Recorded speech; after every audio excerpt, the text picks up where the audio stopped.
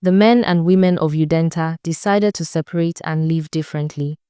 The village that once thrived as one had split into two separate worlds. On the eastern side lived the men, on the western side lived the women. A wide path ran between them like a scar on the earth. It had not always been this way. There was a time when families lived together under the same roof, but those days were gone. The men used to come home angry and take out their frustrations on their wives with heavy fists. The women fought back the only way they knew how. Some mixed bitter herbs into their husbands' food. Others used roots that made men sick for days. The women who could not do this suffered in silence until their bodies could take no more. The men gathered in the square and complained that their wives did nothing all day. They said women were lazy and only good for causing trouble. The women told different stories. They spoke of working from dawn until their hands bled, while their husbands treated them like animals. They were tired of being possessions instead of people. Every day the king sat on his stool and listened to another case. A woman with a swollen eye, a man clutching his stomach in pain, a child caught between two angry parents. The king grew weary. His hair turned white from the stress of keeping peace.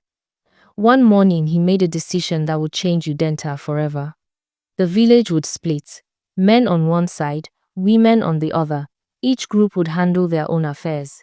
Any man who crossed into the women's territory would die. Any woman who entered the men's side would face the same fate.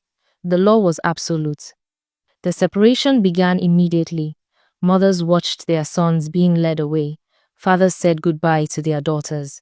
Families that had shared meals and stories were now strangers living in different worlds. Only one exception existed. Once every full moon, there was a mating day. On this day, the law relaxed. Married couples could reunite briefly. Single men and women who wanted children could meet. But when the sun rose the next morning, everyone returned to their own side. Life continued in this strange new way. The men learned to cook their own meals and mend their own clothes. The women built their own houses and hunted their own food. The first few months felt like relief. No more screaming in the night, no more bodies carried out at dawn. But as the seasons changed, something else began to happen in Udenta. Something neither the king nor his law had prepared for.